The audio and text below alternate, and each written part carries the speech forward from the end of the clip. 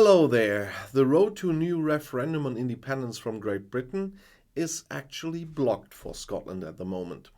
The signs are rather bad for the intention of the Scottish First Minister Nicola Sturgeon and her Scottish National Party, the SNP, to make 2023 the year of independence. After the Supreme Court in London at the end of November did not allow the Scots to hold another referendum after 2014, these plans have been put on hold for the time being. On March 19th, the SNP wants to hold a special conference to discuss how to proceed with the independence campaign. According to the Scottish newspaper The National, the details are to be clarified there in order to make the next parliamentary elections a kind of de facto referendum for independence. Sturgeon herself tweeted, "A special conference will be held in Edinburgh on March 19th to decide how to proceed to ensure independence following the Supreme Court's decision." To clarify whether Scotland could hold a referendum on independence without Westminster's approval, the Scottish government had appealed to the Supreme Court in the summer. In early October, the court heard the two sides, and then on November 23rd, the Supreme Court ruled that a vote on Scotland's unilateral secession from the UK was not legal. The Supreme Court judges came to this conclusion unanimously. Before the court's verdict, Sturgeon had emphasized that in the event of a positive Supreme Court decision, she wanted to schedule a new referendum for October 19th. In response, she said, "While I'm disappointed, I respect the Supreme Court's judgment. It doesn't make laws, it just interprets them. Determining Westminster's approval debunks as a myth any notion of Britain as a voluntary partnership." The First Minister stressed that the London ruling would block the way for Scotland to be heard. But in a democracy, our voice will not be silenced. In the last referendum in 2014, 55.3% of Scots voted against secession from the United Kingdom. According to surveys, the pendulum has swung in the other direction since Brexit in 2016.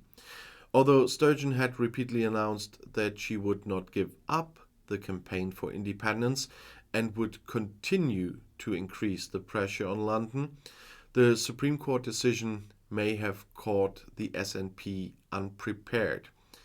On December 15th, Sturgeon's deputy, John Swinney, announced that spending already planned for a second referendum would be used for social causes. Concrete preparations are already being made.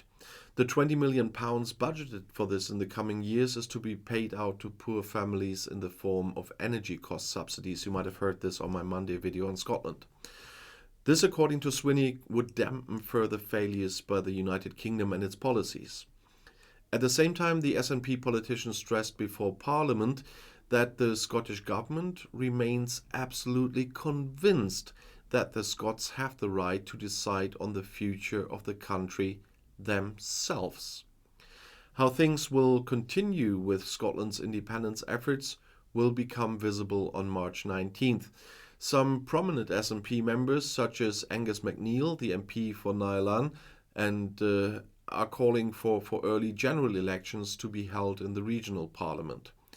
MacNeil told The National that the government should not wait for the next Westminster election and instead make snap elections in Scotland a de facto referendum. One advantage for the SNP is that in regional elections, unlike in national ballots, 16 and 17-year-olds are also eligible to vote.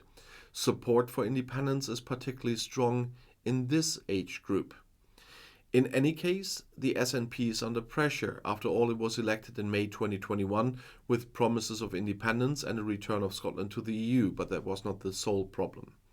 Since the Supreme Court ruling, support for independence has continued to increase. According to an Ipsos Scotland poll published on December 7th, 56% would now vote for the secession from the UK.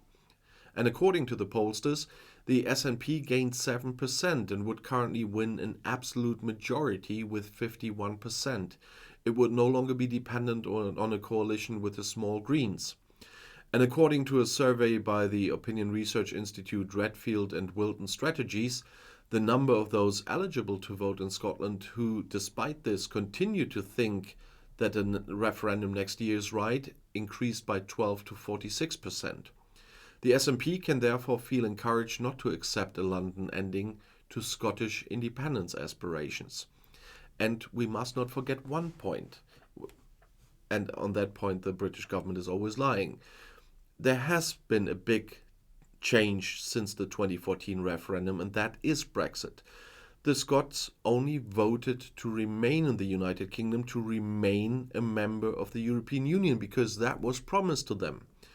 And suddenly, 2 years later, there was a decision mostly by the English to leave the European Union. And so they have not achieved what they wanted to achieve in the Scottish referendum. And that's why it would be fair to have another one. But the British government is blocking it. I'll see you in my next video. I'll be back.